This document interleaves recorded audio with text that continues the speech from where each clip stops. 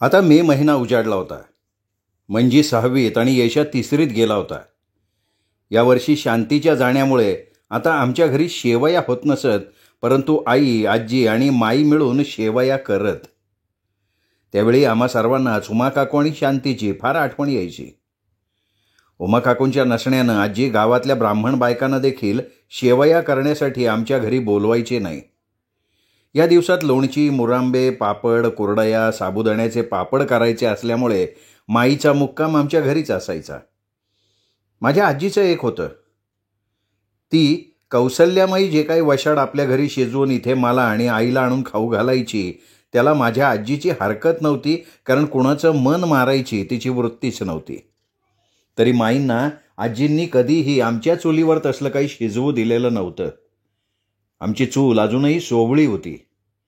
आता मी तुम्हाला एक प्रश्न विचारते. आपण सामान्य माणसं देवावर किती विश्वास ठेवतो? तुम्ही पटकन म्हणणारच, आम्ही की नाही देवावर पूर्ण विश्वास ठेवतो. आम्ही रोज सकाळी देवपूजा करतो. कधी अडीअडचणीला त्याचा धावा करून त्याला नवससुद्धा बोलतो आणि नंतर सगळं सुरळीत झाल्यावर त्याला विसरून सुद्धा जातो. तुम्ही हे असं उत्तर देणार हे मला माहिती आहे, परंतु तुम्ही कधी लक्ष्मीकडे एखादा प्रश्न विचारून तिच्याकडून त्या प्रश्नाचं प्रत्यक्ष उत्तर घेतलंय का? नाही ना. परंतु माझ्या बाबांकडे एकदा तसं घडलेलं होतं. आता आमच्या घरचं दैवत लक्ष्मीनारायणाचं आणि शंकराचं. माझ्या बाबांच्या तोंडात नेहमी लक्ष्मी देवे नमः हा सतत जप असायचा. त्यात गणपतीचं नाव त्याच्या पुढ्यात कुणी काढलेलं त्यांना चालायचं नाही. राजापूर गावातल्या काही ओळखीच्या घरातले देवधर्म त्यांनी केवळ तिथे गणपतीची पूजा करावी लागते म्हणून सोडून दिले होते, आणि हा सगळा परिणाम त्यांच्या वडिलांच्या गणपती विसर्जनाच्या वेळी झालेल्या मृत्यूमुळे त्यांच्यावर झालेला होता. बाबांनी आमच्या सोनसावली घरात कधी गणपती आणले नव्हते की त्यांनी आणि आजीनं कधी उकडीचे मोदक खाल्ले नव्हते.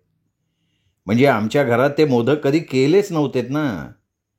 फक्त आईने आणलेला शेंद्री गणपती केवळ आईच्या भावना सांभाळण्यासाठी बाबांनी देव्हाऱ्यात ठेवलेला होता. परंतु कुठल्याही देवपूजेच्या वेळी त्यांनी त्या गणपतीच्या पुढ्यात फूल ठेवलेलं नव्हतं.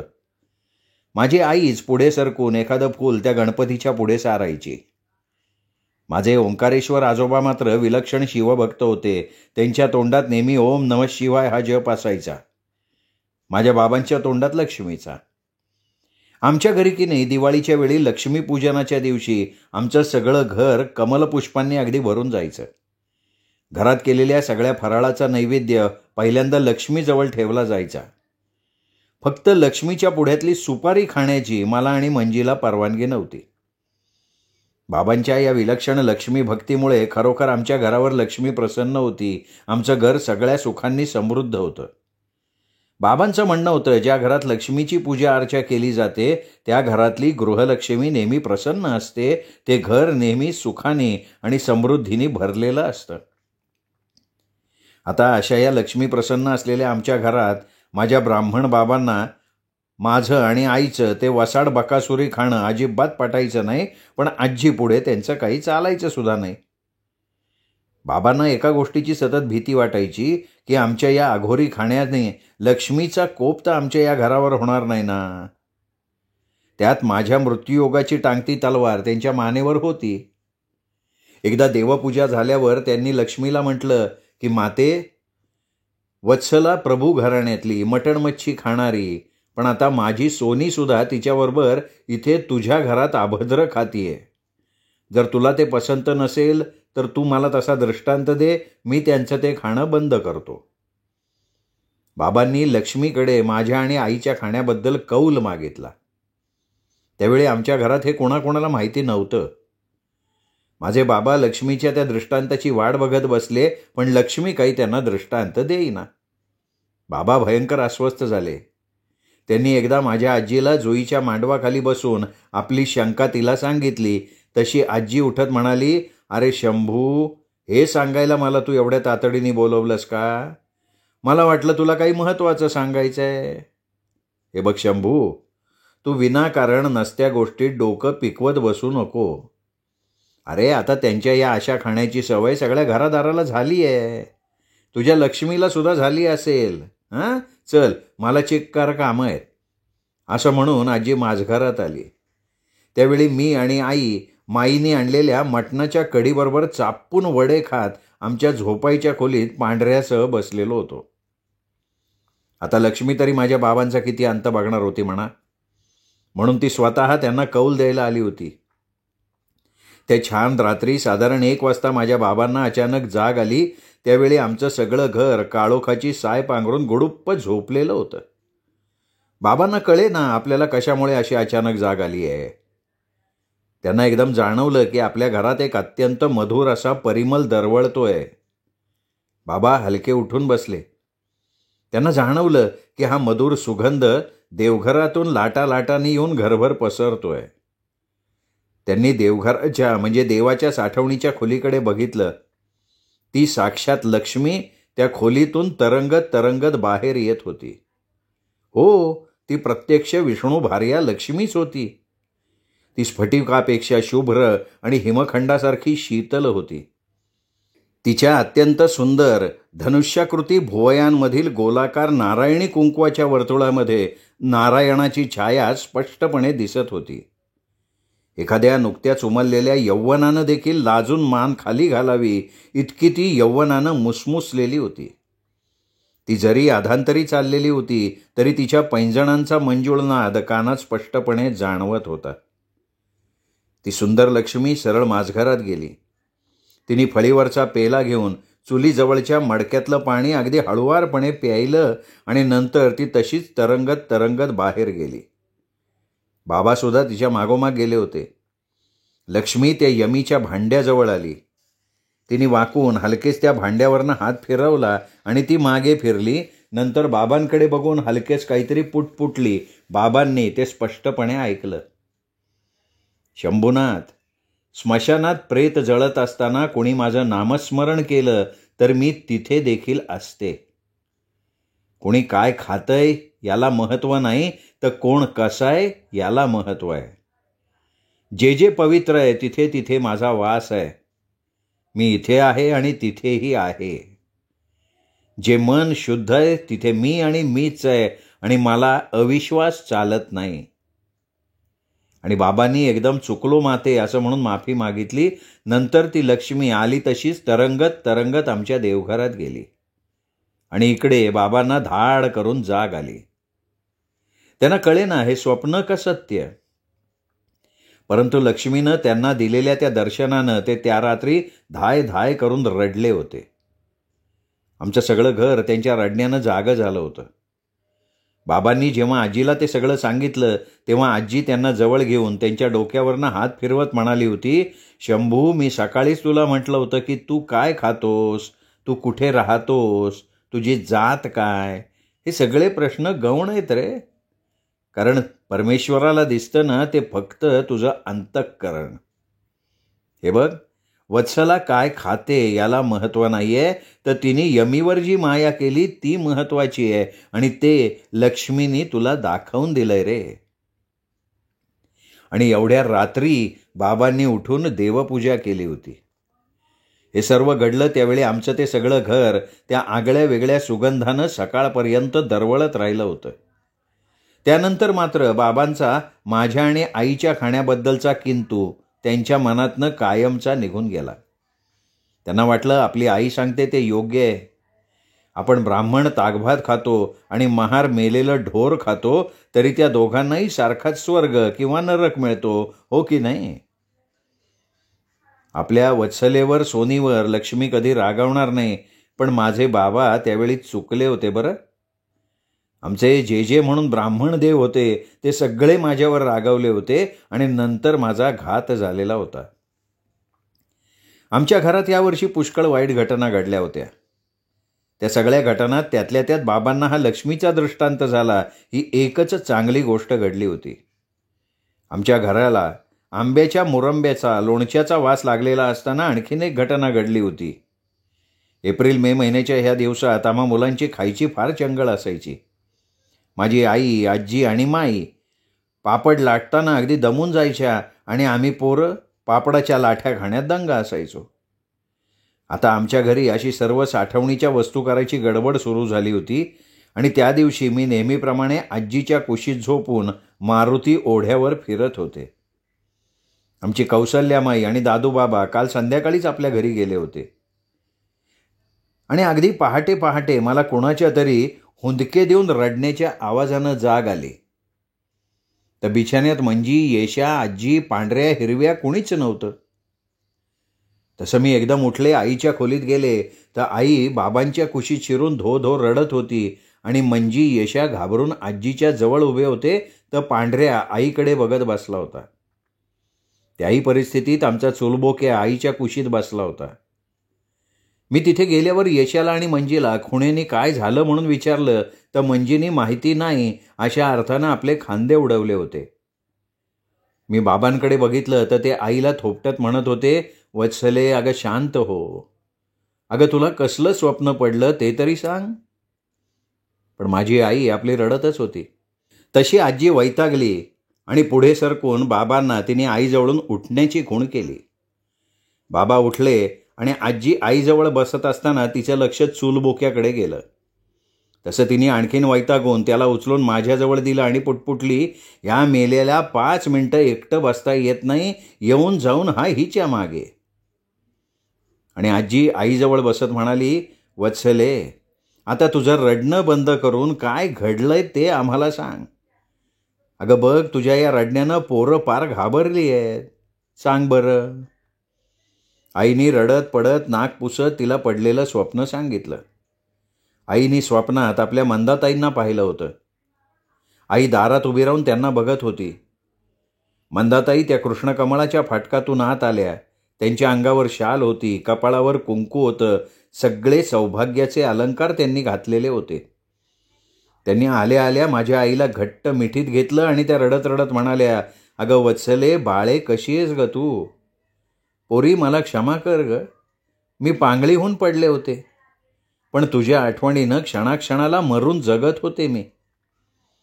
तसं माझ्या आईनं मंदाताईंना घरात चल म्हटलं तशा त्या घाईघाईनं फाटकाजवळ जात म्हणाल्या, नको नको वत्सले, मला आता जायला पाहिजे, मी फक्त तुला बघायला आले होते ग. आणि त्या तिच्याकडे बघत बघत त्या फाटकातनं घाईघाईत निघून गेल्या. माझी आई रडत रडत आजीला म्हणाली, आई अहो मंदाताईंकडे काहीतरी घडलंय, कदाचित माझी आई आता या जगात नसावी. आजी तिला जवळ घेत म्हणाली, वत्सले अगं तू खोळी आहेस का शहाणी आहेस? तसं काही झालं असतं तर तुझ्या घरनं तसा सांगावा नक्कीच आला असता. अगं आतड्याचे पीळ आहेत ना, ते पोरी असे तोडता येत नाहीत. गप्प राहा बरं. पण त्या दिवशी आई दिवसभर मुसमुसत राहिली होती. ती धड जेवली सुद्धा नाही. आजी बाबांना जोईच्या मंडपात जाऊन हळूच म्हणाली, शंभू तो खवीस प्रभू, वत्सलेच्या आईला काही झालं तरी इथे कळवणार नाही, तू स्वतः राघोच्या घरी जा आणि चौकशी करून ये. मला त्या पोरीची अवस्था बघवत नाही आहे रे, सारखी रडत बसली आहे. तेव्हा बाबा जरा राग्यानं म्हणाले, आई मी मालेगावात पाय ठेवणार नाही. तो किती दूरचा प्रवास आहे तुला माहिती आहे ना, पण मी राघो काकांना एक पत्र लिहितो आणि तिथली खुशाली कळवायला सांगतो. त्यानंतर एकदा बाबांनी मुद्दाम लिहिलेल्या दादूबाबांच्या पत्त्यावर राघो काकांचं लांबलचक पत्र आलं होतं. त्यात त्यांनी लिहिलं होतं की वत्सलाचं लग्न झाल्यापासनं मंदाताई अर्धांगवायूनं बिछाण्याला खिळल्या होत्या. फक्त वत्सला कधीतरी इथे येईल ही एक आशा धरून तो पांगळा जीव वत्सला वत्सला करत जगत होता, पण प्रभू आपल्या हट्टावर कायम राहिले होते. गेल्या गुरुवारी मंदाताई झोपेत गेल्या होत्या. जेव्हा मी प्रभूंकडे विचारलं की वत्सलेला मंदाताईंबद्दल राजापूरला सांगावा पाठवणार का, तेव्हा ते काही बोलले नाहीत, पण कृष्णा तट करून पुढे येऊन म्हणाली, कोण वत्सला? तुम्ही कुठल्या वत्सलेबद्दल बोलताय? अहो जिच्यामुळे मंदाताईंची ही अवस्था झाली, प्रभू घराण्याची छिथू झाली, त्या वत्सलेला तुम्ही इथं बोलवायचं म्हणताय? तुम्हाला जर तिचा एवढा पुळका आला असेल तर तुम्ही तिला तुमच्या घरी बोलवून पाहुणचार करा. नाहीतरी तुम्हाला त्यांचं घर भीक म्हणून मिळालंच आहे. त्यात ती येईल, 4 दिवस तुमचा पाहुणचार खाईल आणि जाईल. पण ह्यापुढे तुम्ही आमच्या या घरात तिचं नाव घ्यायचं नाही. शंभूनाथा, मंदाताई गेल्या ते एका दृष्टीनं बरं झालं, त्या सुटल्या. त्यांचं सगळं क्रियाकर्म नीट केलं गेलं. जास्त काही नाही, मी आणि तुझी काकू ठीक आहोत, तुम्हीही ठीक असाल, पत्र संपवतोय. वहिनीला नमस्कार सांग. तुला, वत्सलेला आणि माझ्या नातीला आणि नातवाला माझा आशीर्वाद. तुझा राघव काका. बाबांनी हे पत्र माझ्या आजीला, दादूबाबांना, केदार काकांना वाचून दाखवलं होतं, परंतु त्या कोणी एका शब्दानं माझ्या आईला काही सांगितलं नव्हतं. आजीच त्या सगळ्यांना म्हणाली की हे सगळं वत्सलेला कळलं तर ती पोर हाय खाईल. तशी तिची आई तिच्या स्वप्नात का होईना तिला भेटून गेली आहे. शंभू, बाळा ते पत्र फाडून टाक. आणि बाबा ते पत्र फाडत म्हणाले, पण आई, प्रभूने निदान वत्सलेला तिच्या आईच्या शेवटच्या दर्शनासाठी तरी बोलवायला पाहिजे होतं ना. आजी रागावली आणि म्हणाली, कसं बोलवणार? त्या प्रभूची इस्टेट हिनी मागितली तर? जळली मेली त्याची ती श्रीमंती. आणि मग मंदाताईंचा विषय तिथे संपला होता. पण माझ्या आईला जाणवलं होतं की आपली आई आता या जगात नाही. ती अनेक रात्री जागी राहून मुसमुसत राहायची. कधी दूरच्या वाटेकडे डोळे लावून गप्प पाहत उभी राहायची. एकदा आजीनं 4 पदार्थांचं जेवण केलं. माई, दादूबाबा, केदार काकांना जेवायला बोलवलं. जेव्हा माझ्या आईनं त्या जेवणाबद्दल तिला विचारलं तेव्हा आजी तिला सरळ म्हणाली, वत्सले, तुला वाटतं ना तुझी आई या जगात नाही, मग आपण तिच्या नावानं श्राद्धाचं जेवण करू. अगं ती नसेल तर तिला ते मिळेल आणि ती जिवंत असेल तर ते जेवण कावळ्यांना मिळेल, पण तुझ्या मनाला शांती तर लाभेल. नंतर बाबांनी अगदी शास्त्रशुद्ध पद्धतीनं माझ्या मंदा आजीचं श्राद्धाचं जेवण तिला माझ्या आईच्या हातांनी वाढलं होतं आणि त्या पानावर कावळ्यांची झुंबड उडाली होती.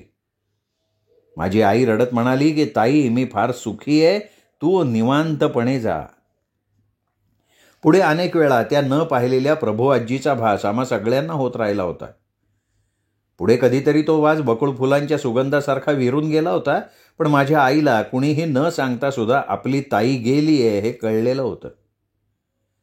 हल्ली आमच्या आईची मनस्थिती जरा ठीक नसल्यामुळे कौसल्या माईला आजींनी थोडे दिवस आमच्या घरी मुक्कामाला बोलवलं होतं.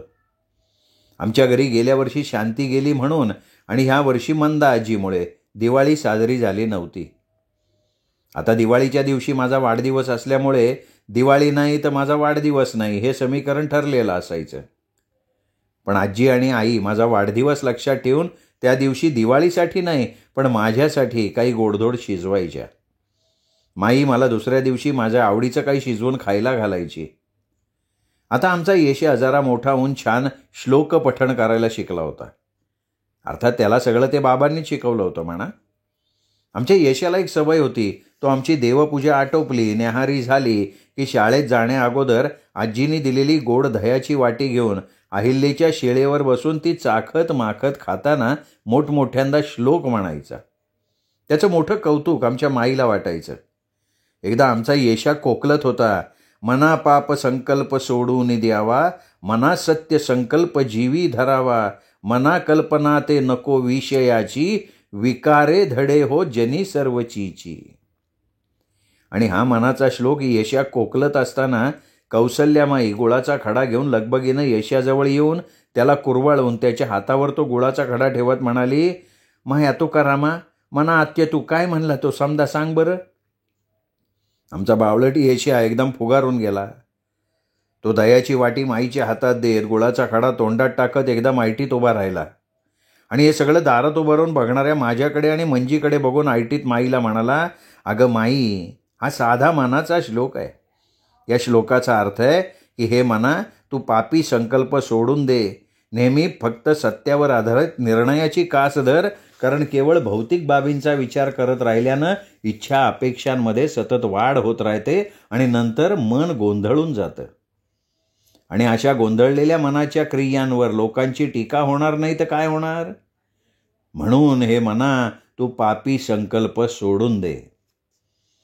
त्यावेळी आमच्या येशाचा तो कठीण अर्थ काही न उमजून कौसल्यामाई त्याच्याकडे गोंधळून बघत राहिली.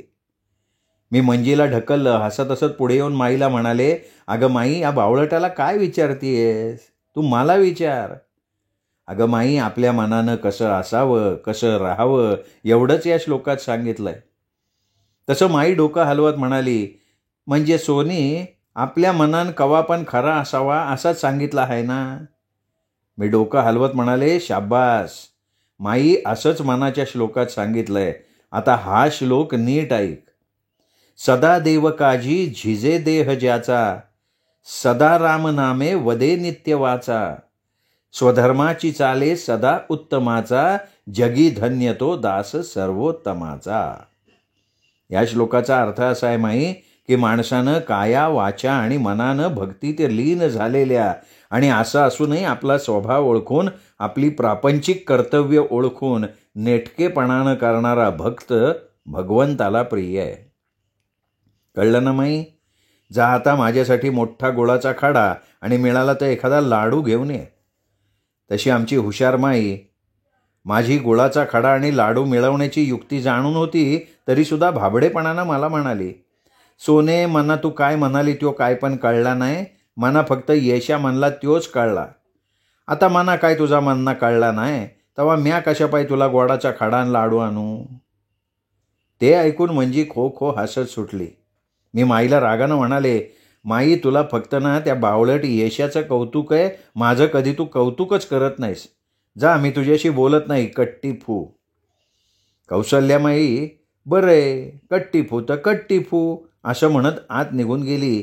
पण लगेच बाहेर येऊन माझ्या हातावर गुळाचा खडा आणि लाडू ठेवत हसत म्हणाली, सोने मना तू काय म्हणला यो काय पण कळला नाही, पण तुला गोडाचा खडा आणि लाडू पाहिजे यो मना कळला बरं. आणि मग मंजीबरोबर मी सुद्धा हसले. आमची अडाणी कौसल्यामाई फार चांगली होती. आयुष्यात चांगल्या माणसांची संगत नशिबानं मिळते. माझा जन्म आश्विन वद्य अमावास्येला बरोबर 12 वाजताना 2-3 सेकंद असताना झाला होता. वास्तविक त्या दिवशी महाकाली, महासरस्वती आणि महालक्ष्मी यांची पूजा करतात आणि नंतर दिवाळी सुरू होते. पण ह्याच दिवशी माझ्या बाबांच्या मानेवर माझ्या मृत्यूयोगाची तलवार धरली गेली होती. बाबांना माझ्यामुळे दिवाळी किंवा माझा वाढदिवस साजरा करायची उमेदच नसायची. फक्त घरच्यांच्या समाधानासाठी ते तो दिवस साजरा करत. तसं आमच्या घरी फक्त 2 दिवाळ्या सोडून प्रत्येक दिवाळी साजरी केलेली होतीच. यावर्षी मला 13वा वर्ष लागणार होतं आणि आई, आजी आणि माईने ही दिवाळी मोठी साजरी करायचं ठरवलं होतं आणि हा म्हणता दिवाळी सण कधी दाराशी येऊन ठेपला आम्हाला कळलंच नाही. दिवाळीच्या दिवसातली ती उबदार थंडी आणि घरातलं ते उबदार वातावरण, दिवाळी निघून गेली तरी किती दिवस तरी घरात आणि अंगणात छान खेळत राहायचं, रेंगाळत राहायचं. मला आजसुद्धा आठवतं माझी आई आमचं सगळं घर अगदी छान सारवून काढायची. घराच्या भिंतीवर पांढऱ्या ठिपक्याच्या रांगोळ्या रेखाटायची. आता आईच्या या रांगोळ्यात झाडं, फुलं, पशु, पक्षी यांचा समावेश नसायचा, तर माझी आई ठिपके जोडून स्वस्तिक, शंखाकृती, एखाद्या फुलाच्या परडीचा त्रिकोण असं तिच्या रांगोळ्यात रेखाटत असे. अशा या भिंतीवरच्या रांगोळ्यांमुळे आमच्या घराला माझी आई एखाद्या ऋषीमुनीच्या घराचं रूप द्यायची. माझी आई दुर्गी आणि गौरीच्या गोठ्याच्या भिंतीवर सुद्धा या रांगोळ्या रेखाटायची. त्यांच्या गोठ्यासमोर प्रत्येक मोठ्या झाडासमोर रांगोळ्या काढायची. कधी काय व्हायचं, आमची गौरी नाही तर दुर्गी आईच्या या रांगोळीवर शेण टाकायच्या आणि त्यावेळी आमची वात्रट मंजी हसत ओरडायची की आई तुझ्या रांगोळीत दुर्गीने रंग भरले आणि त्या दुसऱ्या रांगोळीत बघ गौरीने रंग भरले. आमचं सगळं घर हसायचं. दिवाळीच्या दिवसात मी फार खुश असायचे. एक तर येशा मंजीच्या शाळेला दिवाळीची सुट्टी असायची आणि दुसरं म्हणजे माझ्या वाढदिवसामुळे मी घरात महत्त्वाची व्यक्ती ठरलेली असायची. या दिवाळीच्या सुट्ट्यात मी, मंजी, येशा, पांढऱ्या, हिरव्या, जाई, जुई प्रचंड धुडगूस घालायचो. कधी आम्ही कौसल्यामाईच्या घरीसुद्धा राहायला जात असू. पण आम्ही केदार काकांच्या घरात चुकूनही पाऊल ठेवायचो नाही, कारण आम्ही कोणी तिथे गेलो की उमा काकू लगेच आम्हाला दाराकडे घेऊन यायच्या आणि म्हणायच्या, सोनसळे अगं बघ ते झाड दिसतं ना, त्या ठिकाणी माझी शांती उभी होती. मी तिला ये म्हणून हात करत होते, तेवढ्यात चुलीवरच्या शिऱ्याची मला आठवण झाली. मी आत गेले, नंतर बाहेर बघितलं तर त्या झाडाखाली कुणीच नव्हतं. माझी शांती त्या झाडाखाली अदृश्य झाली की ग. आणि मग त्या हमशी रडायला लागत. मग आम्ही त्यांना आत नेत म्हणायचो, काकू आता आम्ही येतो, खूप उशीर झालाय. पण त्यांचं आमच्याकडे लक्ष नसायचं. त्या आपल्या शांते म्हणून रडत राहायच्या. आणि नंतर आमचा जीवसुद्धा उमा काकूंना रडताना बघून भरून यायचा, म्हणून सहसा आम्ही त्यांच्या घरी जायचं टाळायचो.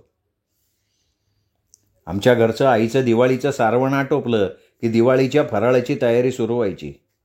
साराभाईचा नोकर लतीफ 2-2 किराणा सामानाची पोती आणायचा आमच्या ओसरीवर टाकायचा. दादूबाबा माई आमच्या घरी मुक्कामाला यायच्या. शांती गेल्यावर माझ्या आजीनं 4 दिवस उमा काकूंना आमच्या घरी आणलं होतं दिवाळीला. त्यावेळी उमा काकूनं घरात आल्याबरोबर शांती शांती म्हणून जे रडणं सुरू केलं ते त्या जाईपर्यंत त्यांनी सगळं घर रडून डोक्यावर घेतलं होतं. त्यानंतर मात्र आजीने उमा काकूंना दिवाळीला आमच्या घरी बोलावणं बंद करून टाकलं. या दिवाळीला मात्र आई माझ्या आजीला हळूच म्हणाली, आई ह्यावेळी उमा काकूंना आपल्या घरी बोलवूया का?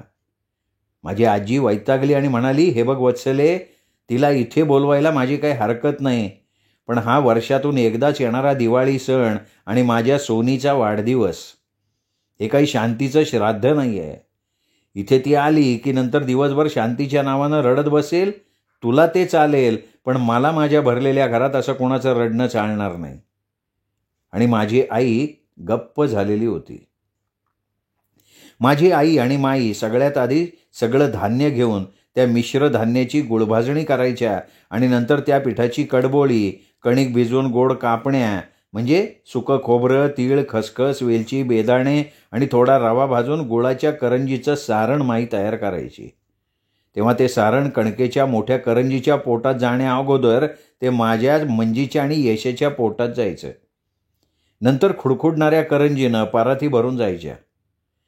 आई, माई, आजी अशा अनेक प्रकारचा फराळ तयार करण्यात गुंतलेल्या असताना दादूबाबा किल्ल्यावर पेरलेल्या अळीव किंवा राया दिवाळीपर्यंत छान उमलून किल्ल्याला खरं स्वरूप द्यायचे.